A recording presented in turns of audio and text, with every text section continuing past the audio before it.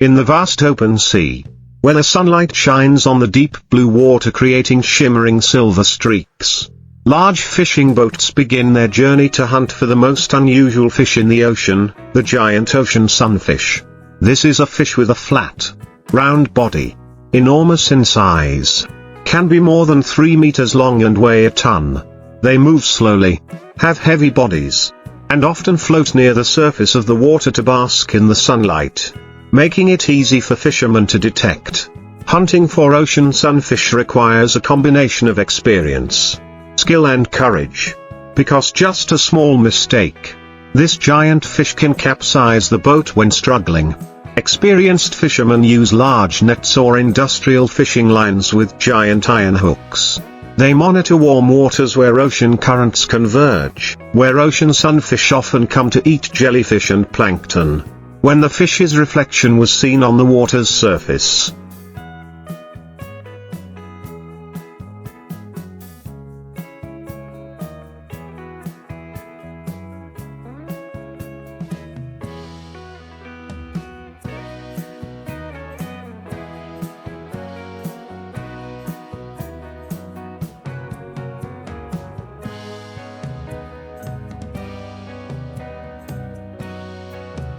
The captain ordered the line to be released.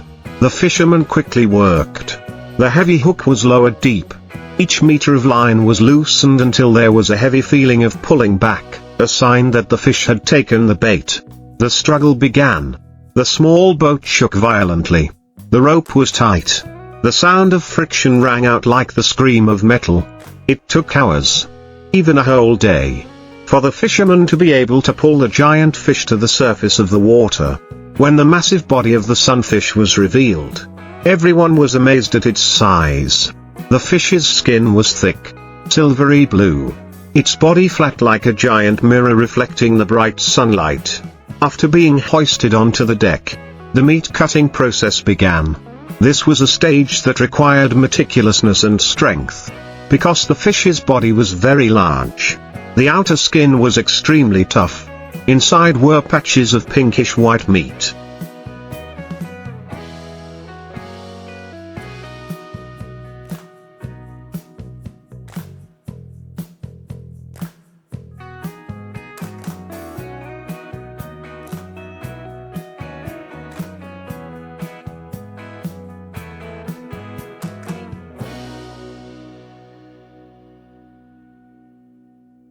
Soft and containing a lot of water. The craftsman used a specialized knife with a long, sharp blade, and with each decisive slash, cut from the belly up to the back, separating the thick, heavy skin from the meat. The fishy smell of the sea spread throughout the space, mixed with the smell of engine oil and hot steam from the deck. Each piece of the sunfish meat was cut out, arranged into large blocks, and then put into a cold storage container. Some parts were kept for research, because the sunfish is a special creature, containing many mysteries about biology and the deep-sea environment. The giant head and fins were carefully cut off, sometimes dried or used as a display specimen. Fishermen always consider catching a sunfish a sign of luck, because not only is it of economic value, but it is also a testament to their excellent skills in the seafaring profession.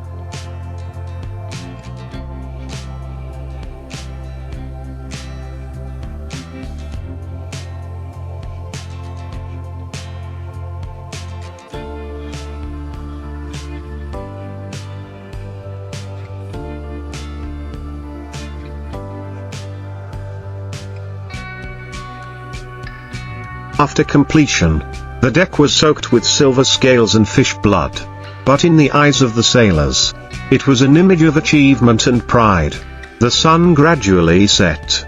The sunset dyed the water surface red. The ship carrying the huge spoils slowly headed towards the shore, leaving behind the rippling waves and the sound of the engine blending with the rhythm of the waves, like the majestic music of the survival hunt between humans and the ocean when the ship docked. The work on deck was not yet finished. The giant ocean sunfish was transported to the port by a large iron crane.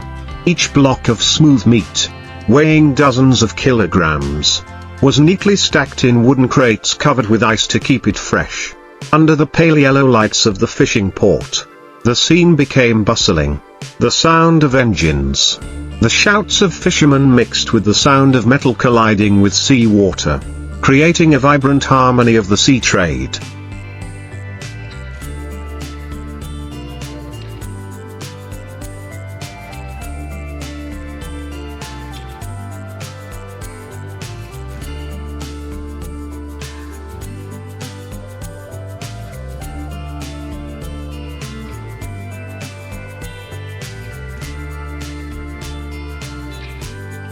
Professional meat cutters continued to cut up the remaining fish body. They used saws and long knives to separate each part of the giant fish body. The head, belly, fins and back meat was separated. Each part had a different use value. Although ocean sunfish meat is not as popular as tuna or salmon, to those who have tasted it, its taste is special, soft, slightly chewy, with a sweet taste and a light sea smell. Some parts are processed into high-class dishes, especially at coastal restaurants. The fish meat is steamed, grilled or made into sashimi, depending on the chef's preference and skill. Many biologists are also present at the port, taking samples of the skin, bones and internal organs of the fish for research. Because this fish has many strange things, it does not have a swim bladder like other fish. It's flat.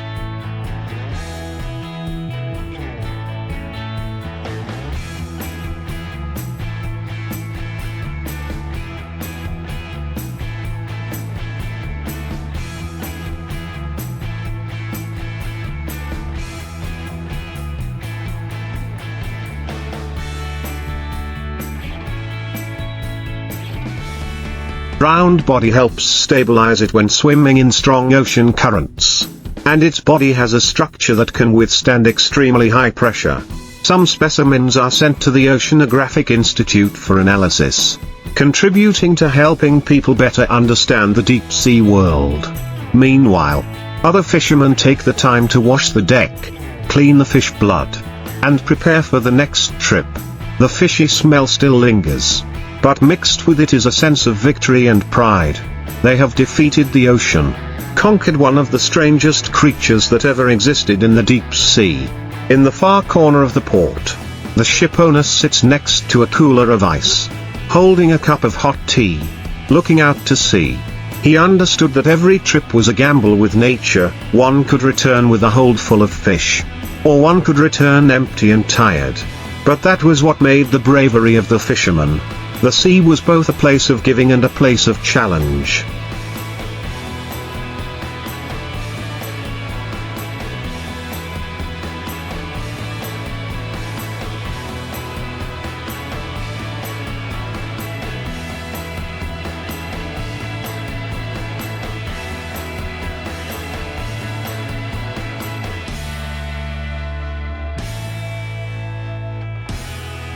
And in the quiet night, when other ships were preparing to set sail, the lights from the bow of the ship illuminated the sea surface, reflecting on the ripples, where other sunfish were still drifting under the silver moonlight, like a symbol of eternal life in the vast ocean.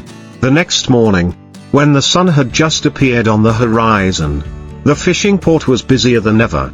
Dozens of traders gathered around the storage area, where the remains of the giant sunfish were displayed for auction. The calls to each other and the sounds of bargaining rang out endlessly. Thick, pink-white pieces of meat were cut into large slabs and placed on the scales. Buyers carefully examined each piece, freshness, color, elasticity, before nodding their heads to bid. There are traders from high-end restaurants, willing to pay high prices for the best meat near the belly and back of the fish. Others only buy the byproducts to process into fish oil.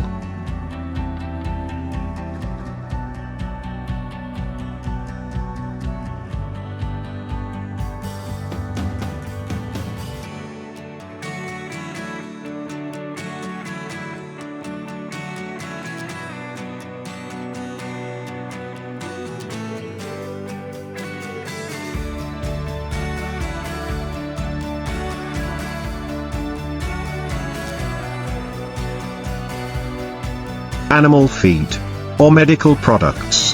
The processors stand nearby, knives in hand, continuing to meticulously cut each piece of meat, removing the thick, rubbery skin. Inside is a layer of shiny fat that glistens in the morning sunlight. They work tirelessly, their hands nimble, their eyes focused. Because the ocean's sunfish has a special structure, the muscle and cartilage are intertwined. If not separated properly, it will reduce the commercial value of the product.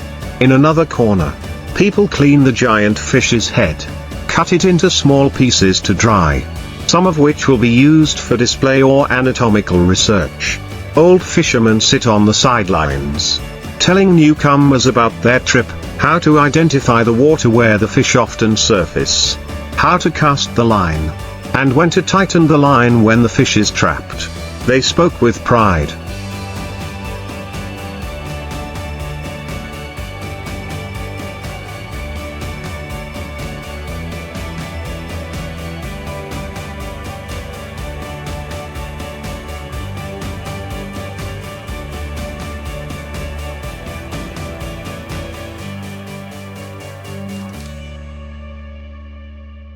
Because not everyone had the chance to catch a sunfish, each catch was a milestone in their seafaring lives. The fishing port gradually heated up under the sunlight.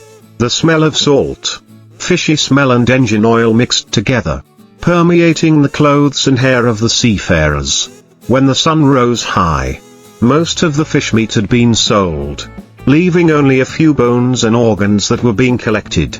The washing water flowed into a pale red stream, spreading onto the wet ground. Each crate was loaded onto a refrigerated truck, leaving the dock, heading towards the big cities. And on the wharf, the sound of the ship's engine rang out again, signaling a new journey. The fishermen prepared to set sail again, their eyes looking out to sea still shining with desire. Because there, out there, there were still countless majestic creatures hiding in the deep water.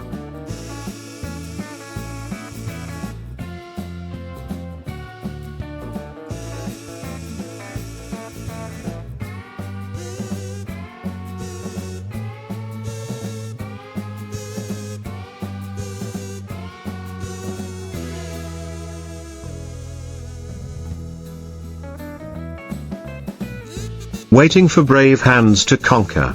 And as it has for ages, the story of the sunfish hunt continues, between small humans and the vast ocean. Between the sweat, blood and pride of those who live on the breath of the ocean in the afternoon. When the sunlight had softened, the remaining people at the port began cleaning up. The deck was washed again, and every trace of dried fish blood on the wooden floor was scrubbed away with salt water and a wire brush. The fishy smell remained, but instead was a feeling of emptiness after a long day of sweat and achievement. On the distant sea, the ripples reflected the late orange-gold light, recalling the image of the giant sunfish drifting lazily like a giant silver mirror of nature. The young people in the fishing village gathered around their elders, listening to the stories of yesterday's hunting trip. They asked about how to detect the fish, how to distinguish between male and female fish, how to guess the depth at which the fish swam.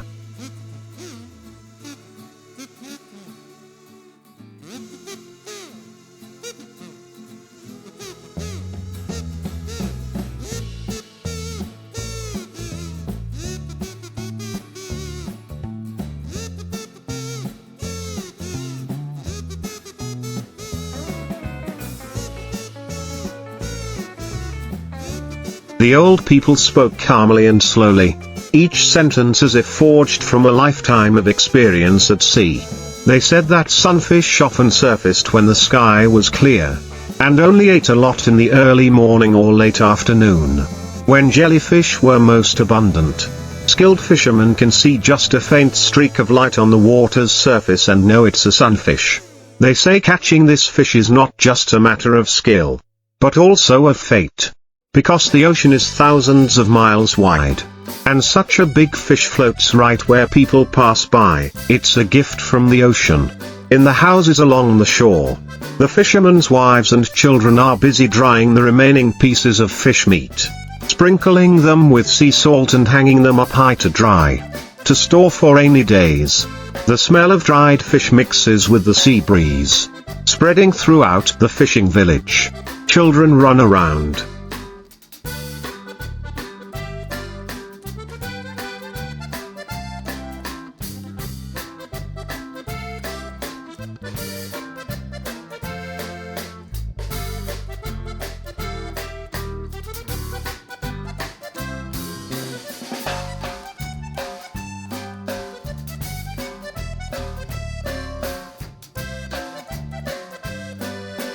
Looking at the giant fins hanging on the poles, both scared and excited. At night, when everything is done, the whole village gathers around the fire. The men recounting the moment when the giant fish was pulled from the water, the roar of the engine, the sound of the rope being pulled tight, and the feeling of triumph when the fish weighing several tons finally rests on the deck. They said that at that moment, although everyone was exhausted, their hearts were filled with pride, because they brought back not only fish, but also the belief that humans can control the power of the ocean. In the distance, waves still lapped steadily against the moored ships. The moonlight gradually rose, illuminating the sea surface like silver.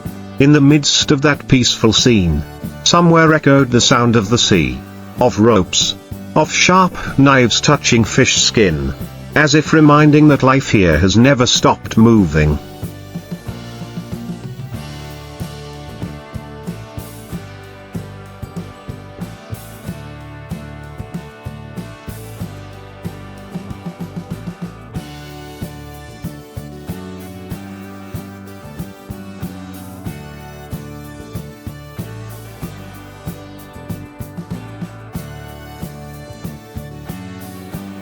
Tomorrow, when dawn comes again, the ships will leave the dock again, continuing their endless journey, where other moonfish are quietly drifting in the deep ocean, waiting to be named in new stories of the children of the sea.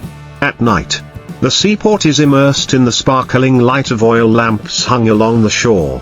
The sound of gentle waves lapping against the hull of the ship, the sound of wind rustling through the rows of masts creates a familiar, warm and deep sound. On the ships that had docked after their trip, a few fishermen still sat awake by a pot of hot tea, chatting about yesterday's hunt as if they could still see the giant fish wriggling in their memories. They recalled every detail, the first strong pull, the line shaking as if it was about to break, and the moment the giant sunfish emerged, its silver body reflecting brilliantly under the sun, causing the entire deck to fall silent in amazement.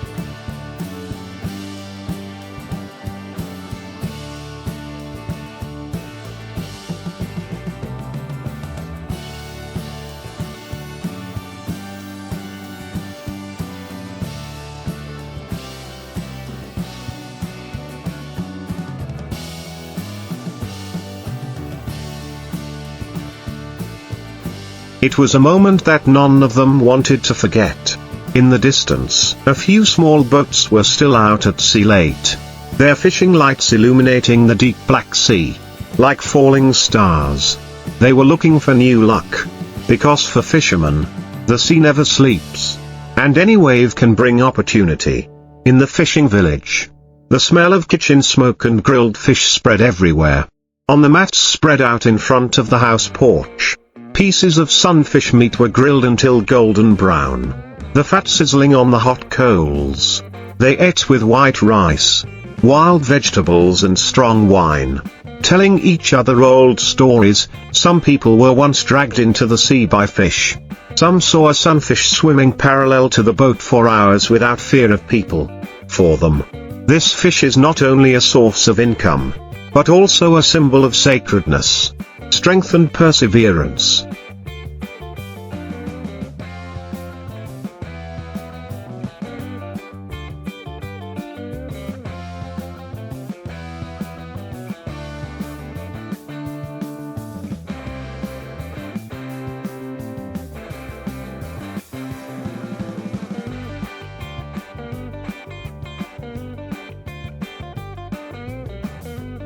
children in the village also heard these stories from a young age.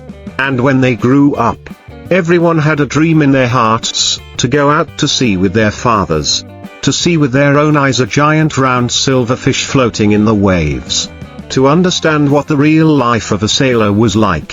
When the moon rose high, the silver light spread across the water, reflecting on the sleeping ships. The sound of waves lapping the shore seemed to lull the whole village to sleep. In the small house, women sewed nets, preparing for the next trip.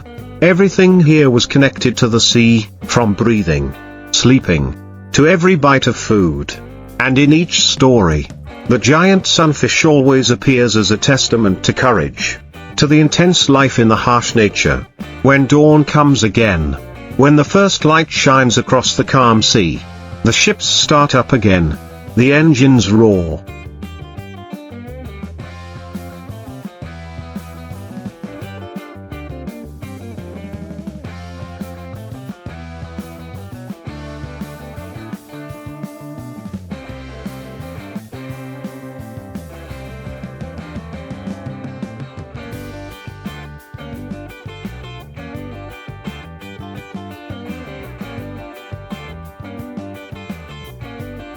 Followed by the familiar call of the wind and waves, a new hunting trip begins.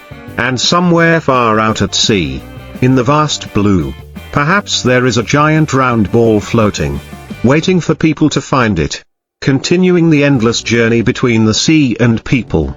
The next morning, the sky was clear and bright. The wind blowing in from offshore carried a salty scent. On the dock, the fishermen gathered around their boats, mending nets, preparing fishing lines, changing iron hooks, and oiling the machines. Their lives revolved around the sea, as if their own breath and heartbeat were mixed with the waves. The clanging of metal, the cheerful laughter of people, all blended into the familiar sounds of a new day. The giant sunfish that had just passed was still mentioned, not only because of its economic value but also because of the feeling of victory over the power of nature. At the corner of the port,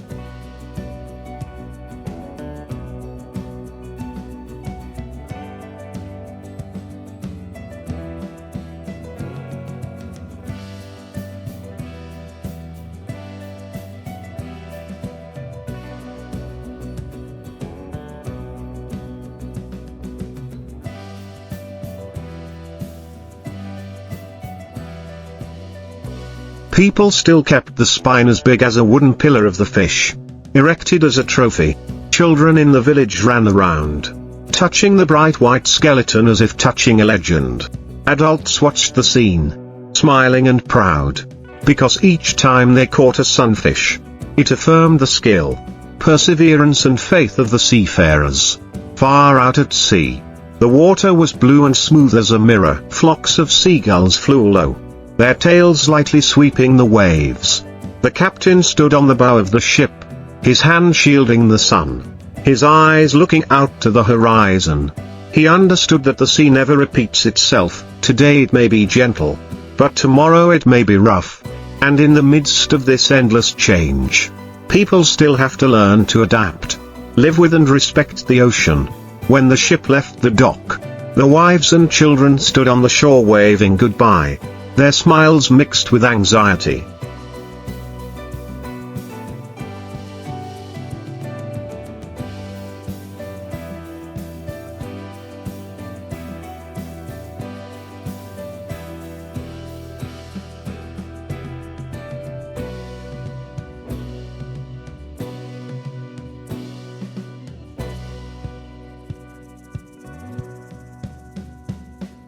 They knew that each trip was a journey of life and death, but also a source of pride for the family. In the distance, the ship gradually became smaller in the vast sea and sky, leaving only a faint trail of smoke drifting behind. On deck, fishing lines were rolled up, and blocks of fresh bait were carefully prepared. Everyone was silent, listening only to the sound of the waves and the wind. They knew that somewhere deep under the water, giant creatures were still drifting slowly in the dark ocean. Among them could be another sunfish, quietly moving through the cold water layer, carrying within them the mystery of the ocean. And they, the children of the waves, would continue to search, not only for a living, but because of the human instinct to reach some